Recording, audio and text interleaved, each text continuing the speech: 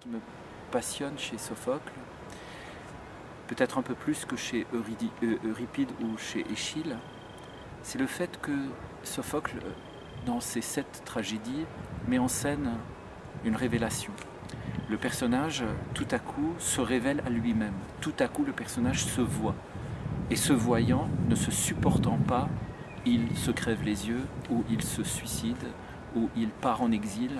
Il y a toujours ce moment où le personnage est révélé à lui-même, comme si les dieux l'avaient mené peu à peu vers le pinacle de sa vie, et à ce moment-là seulement, ils lui font voir son aveuglement de lui-même, et le voyant, ne le supportant pas, il chute.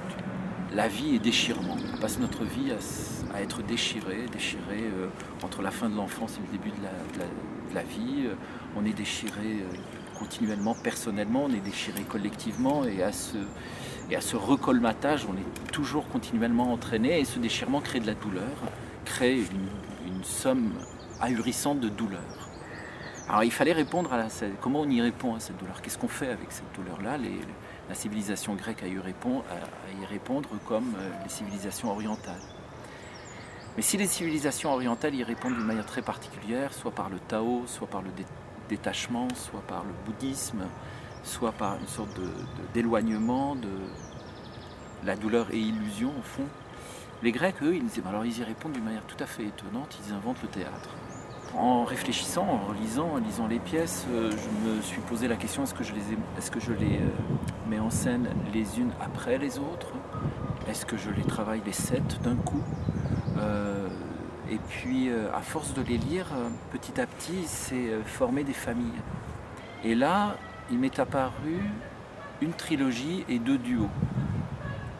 La première trilogie était la trilogie des femmes, qui met en scène l'amour de Déjanire, sa capacité à aimer à la hauteur de sa douleur, et qui va la perdre jusqu'à tuer l'homme qu'elle aime.